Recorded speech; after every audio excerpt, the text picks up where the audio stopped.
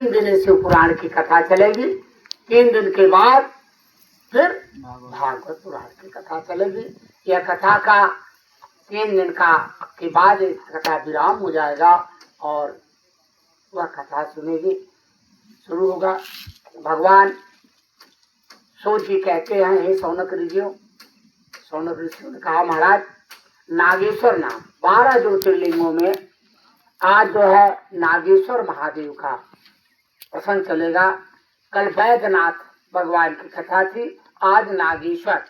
नागेश्वर भगवान का अवर कहाँ पर है, कैसे हैं, उनकी कैसे उत्पत्ति हुई, उन्होंने किस प्रकार से जगत का कल्याण किया।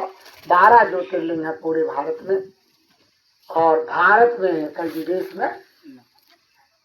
भगवान के जितने भी उत्तम अवतार हुए सब भारत में। भगवान के जितने भी नारायण के भगवान वैष्णव के जितने भी अवतार हुए हैं सब उत्तर प्रदेश में। कृष्ण के भी अवतार उत्तर प्रदेश में हैं और राम के भी अवतार। अधिकतर जो भी 24 अवतार प्रमुख रूप से भगवान विष्णु का है उसमें अधिकतर अवतार उत्तर प्रदेश। इसलिए उत्तर प्रदेश की भूमि जहाँ पर भगवान ने हम लोगों को पैदा किया है, हम लोगों का कर्म करने का अवसर दिया है, यह भूमि बहुत उत्तम भूमि है।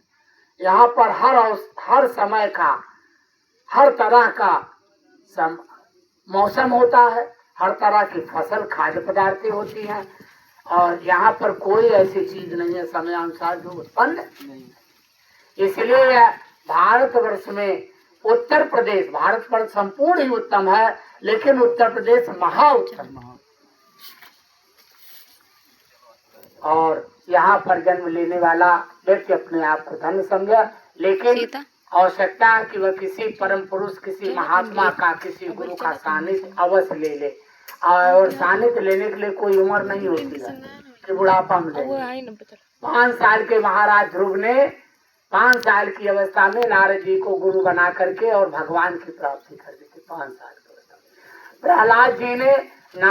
में प्रहलाद जी को कजुकी के गर्भ में ही जब इंद्र उनका हरण करके जा रहा तो नारद जी ने इंद्र से छुड़ाया और छुड़ा करके कजुकी के गर्भ में ही प्रहलाद जी तभी उन्होंने मंत्र दीक्षा दे दिया था। और प्रहलाद जैसा कोई भक्त अभी इस पृथ्वी पर नहीं हुआ। इसलिए गर्भ में भी दीक्षा दी जाती है, पैदा होने पर भी दीक्षा दी जाती है, पैदा होते भी दीक्षा दी जाती है।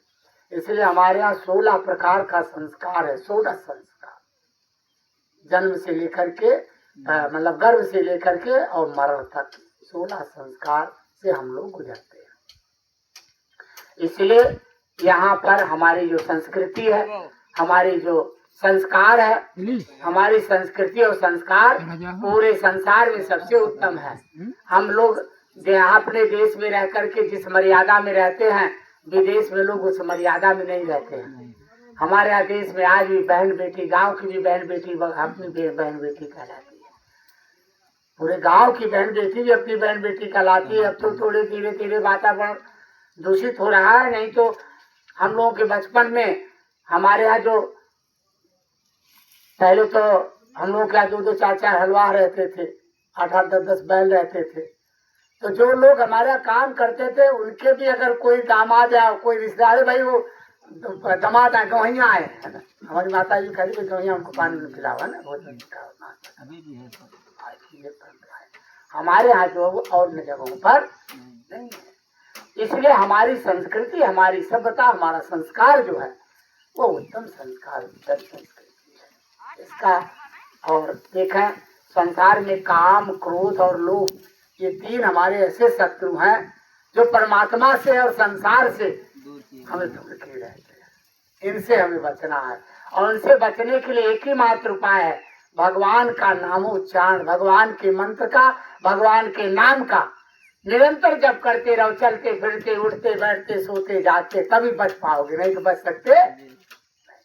बचने का एक ही मात्र उपाय है कि परमात्मा के नाम का उच्चारण और परमात्मा का जो गुरु जी ने मंत्र दिया है उसका आश्रय ले लो, बच जाओ। देखो चलती चाकी देख के दिया कबीरा रोए, और दो पाटन के बीच में बाकी बचा न कोई, है ना। दो पाट के बीच में कोई बाकी नहीं बचा। लेकिन कभी कहते हैं कबीरदास जी कि जो पाटे में कीले का सहारा ले लेता है, जो कीला होता है ना, जो कीले का सहारा लेता है वो सबूत बच जाता है। और कीला कौन है? सतगुरुदेव। सतगुरुदेव एक कीला है। और जो कीले का सहारा ले लेता है वह गेहूं पिसता। जब आप पीस करके उठोगे तो कीले सहारा लिया वाला जो गेहूं है वह आपको साबुत मिलेगा। इसलिए भगवान का जो आश्रय लेता, परमात्मा का जो आश्रय लेता, सत्संग का जो साधु संतों का संगत करता है, सत्संग सुनता, कथा सुनता है। महाराज जी के पास साधु संत, आपके आसपास कोई साधु संत, उनके पास जाइए, प्रणाम करिए, दंडवत करिए। जो आपके पास समय दिखता 10 मिनट, 5 मिनट, 1 घड़ी, आधी उगे पुण्यात और तुलसी संगत साधु की हरे कोटि अपराध, हरे कोटि, एक दो नहीं, हरे कोटि अपराध, कोटि माने करोड़ों अपराध। इसलिए हमें अपने समय का सदुपयोग करना चाहिए।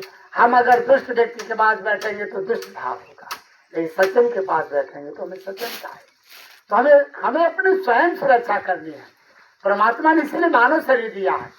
भगवान तो करने के लिए बैठे हैं, वो तो करेंगे, लेकिन हमारा भी कर्तव्य है कि हम भगवान का सुमिरन करें, भगवान का भजन लें, भगवान का नाम कर लें, है ना। और संसार में साधु संत महात्मा जो भगवान की बीच पहुंचाने, भगवान के माध्यम है भगवान तक पहुंचने के लिए, उनका भी हम आश्रय लें। तो कोई भी बेल, अभी बरसात का मौसम आ रहे, मेरे बेल जामेंगे, लेकिन कोई बेल बिना किसी सहारे से ऊपर नहीं चढ़ सकती। जब कभी सहारा पाएंगे तभी ऊपर। ऐसे ही हमें आपको भी किसी न किसी का सहारा लेके ऊपर जाना। बोले वृंदावन बिहारी लाल की। चलिए आप लोग भी थोड़ा काम भी करिए और कथा भी सुनते रहिए। हम बोलेंगे कथा, ठीक है ना। हाँ, थोड़ा मंडप का भी काम आजकल में बन जाएगा, फिर इसको इतना ऊंचा पाटा जाएगा, फिर इसमें वेदी बनेगी, है ना। सब कुछ खाली भी होंगे। और सब ठीक है ना। सूत जी कहते हैं, ब्राह्मणों, अब मैं परमात्मा शिव के नागेश्वर नाम परम उत्तम ज्योतिर्लिंग के आविर्भाव का प्रसंग सुनाऊंगा। दारुका नाम से प्रसिद्ध कोई राक्षसी थी जो पार्वती के वरदान से सदा घमंड में भरी रहती थी। अत्यंत बलवान राक्षस दारुक उसका पति था। उसने बहुत से राक्षसों को साथ लेकर वहां सब पुरुषों का संहार मचा रखा था। वह लोगों के यज्ञ और धर्म का नाश करता फिरता था। पश्चिम समुद्र के तट पर उसका एक वन था, ये गुजरात में पड़ता है। एक वन था जो संपूर्ण सिद्धियों से भरा रहता था। उस वन का विस्तार सब ओर से 16 योजन था। 4 कोस का एक योजन होता है। दारुका अपने विलास के लिए जहाँ जाती थी वही भूमि वृक्ष का अन्य सब उपकरणों से युक्त वह वन भी चला जाता था। देवी पार्वती ने उस वन की देख रेख का भार दारुका को सौंप दिया था। दारुका अपने पति के साथ इच्छा अनुसार उसमें विचरण करती थी। राक्षस दारुक अपनी पत्नी दारुका के साथ वहां रहकर सबको भय देता था। उससे पीड़ित हुई प्रजा ने महर्षि और की शरण में जाकर उनको अपना दुख सुनाया और ने शरणागतों की रक्षा के लिए उस राक्षस को साथ दे दिया कि राक्षस पृथ्वी पर प्राणियों की हिंसा या यज्ञों का विध्वंस करेगा तो उसी समय अपने प्राणों से हाथ धो बैठेगा। देवताओं ने जब यह बात सुनी तब उन्होंने दुराचारी राक्षसों पर चढ़ाई कर दी। राक्षस घबराए, यदि वे लड़ाई में देवताओं को मारते हैं तो मुनि के शाप से स्वयं मर जाते हैं और यदि नहीं मारते हैं तो पराजित होकर भूखों से मर जाएंगे। उस अवस्था में राक्षसी दारुका ने कहा कि भवानी के वरदान से मैं सारे वन को जहाँ चाहूं ले जा सकती हूँ। यूं कहकर वह समस्त वन को यूं का त्यों ले जाकर समुद्र में जा बसी। राक्षस लोग पृथ्वी पर न रहकर जल में निर्भय रहने लगे और वहां प्राणियों को पीड़ा देने लगे। एक बार बहुत सी नावें उधर आ निकली जो मनुष्य से भरी थी। राक्षसों ने उसमें बैठे हुए सब लोगों को पकड़ लिया और बेड़ियों से बांध कर कारागार में डाल दिया। वे उन्हें बारंबार धमकियां देने लगे। उनमें सुप्रिय नाम से प्रसिद्ध था जो उस दल का सरदार था।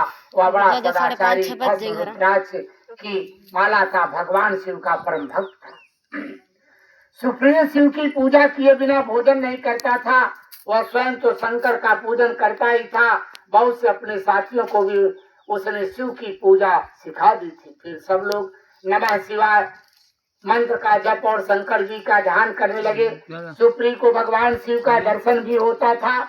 दारुक राक्षस को जब इस बात का पता लगा तब उसने आकर सुप्रिय को धमकाया और उसके साथी राक्षस सुप्रिय को मारने दौड़े।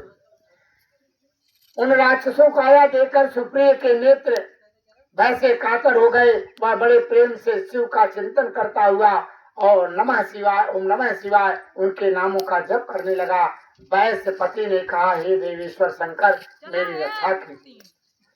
कल्याणकारी त्रिलोकीनाथ दुष्टंता भक्त वत्सल भगवान शिव, हमें इस दुष्ट से बचाइए। देव, अब आप ही मेरे सर्वस्व हैं। हे प्रभु, मैं आपका और आपका हूँ, आपके अधीन हूँ और आप ही सदा मेरे जीवन में प्राण हैं। सो जी कहते हैं, सुप्रिय के इस प्रकार प्रार्थना करने पर भगवान शंकर एक विवर से निकल पड़े और उनके साथ ही 4 दरवाजों का एक कुत्ता मंदिर में प्रकट हो गया। उनके मध्य भाग में अद्भुत ज्योतिर्मय शिवलिंग प्रकाशित हो रहा था। उसके साथ शिव परिवार के सब लोग विद्यमान थे। सुप्रिय ने उनका दर्शन करके पूजा किया।